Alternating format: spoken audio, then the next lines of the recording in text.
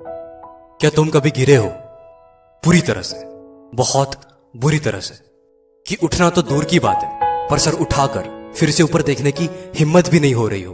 वो वक्त जहां पे सब कुछ तुम्हारे अगेंस्ट चला गया हो, सारे रास्ते, सारे दरवाजे सब बंद हो गया हो और नाउम्मीदी के अलावा कुछ भी नहीं दिख रहा हो और सिर्फ एक उम्मीद की किरण की तलाश हो।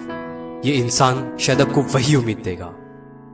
वो अलीगढ़ के एक छोटे से गांव से था, बहुत होशियार, इतना कि सिर्फ 14 वर्ष की उम्र में उसने इंटर पास कर ली और बड़ी उम्मीद के साथ दिल्ली गया अपनी आगे की पढ़ाई के लिए। पर वहां पे सारे लेक्चर्स और स्टडीज हो रही थी इंग्लिश में और इसको तो सिर्फ हिंदी आती थी, तो ये रैंकर बन गया लास्ट बेंचर। गिर गए मार्क्स, उम्र भी छोटी थी, भाषा भी नहीं आती थी, सबने बहुत उड़ाया मजाक, बुरी हुई उसकी बुलिंग। वो गिरा पर वो खुद को स्पेशल मानता था। वो उठा। 1997 में उसने अपने दोस्तों के साथ मिलकर एक कंपनी स्टार्ट कर दी, जिसको बाद में उसने एक अमेरिकन कंपनी को बेच दी और वो नौकरी करने लगा।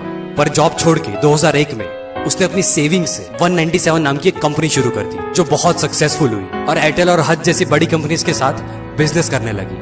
पर इकोनॉमिक रिसेशन की वजह से 2011 में कंपनी टोटल लॉस में चली गई और वो बिल्कुल कंगाल हो गया। इस बार वो बहुत बुरी तरह से गिरा, इतना कि उसके पास ट्रैवल करने के लिए पैसे नहीं होते थे। वो 15-15 किलोमीटर चल के जाता। इतना बुरा कि खाने के लिए भी उसके पास पैसे नहीं होते थे और वो सिर्फ चाय बिस्किट के साथ अपना गुजारा करता था। ऐसे में उसने अपने रिश्तेदार और दोस्तों से 24% पे लोन लेके किसी तरह से कंपनी को चलाए रखा और खुद ऑड जॉब्स करके किसी तरह से उस लोन को भरने की कोशिश करता था। अगर वो चाहता ना तो कभी भी खड़े होने की हिम्मत नहीं करता, पर वो उठा और उसने सपने देखना बंद नहीं किया। आज उस शख्स को हम विजय शेखर शर्मा के नाम से जानते हैं, जो पेटीएम के सीईओ है। अब मेरी बात ध्यान से सुनना।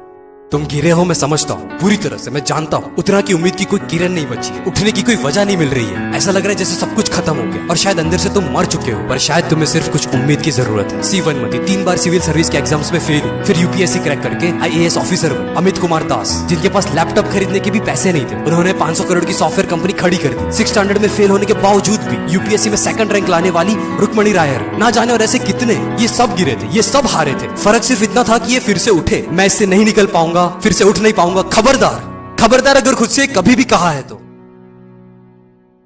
क्योंकि तुझे गिरा के ये सक्सेस बताना चाहती है कि तू उसके काबिल है, कि जब तू फिर से उठे और उसको हासिल करे तो तू उसे संभाल पाए।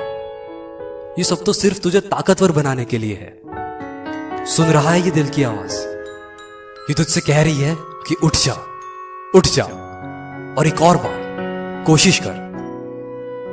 गिरना कोई बुरी बात नहीं है, गिरो, एक नहीं 1000 बार गिरो, पर फिर से उठना जरूर।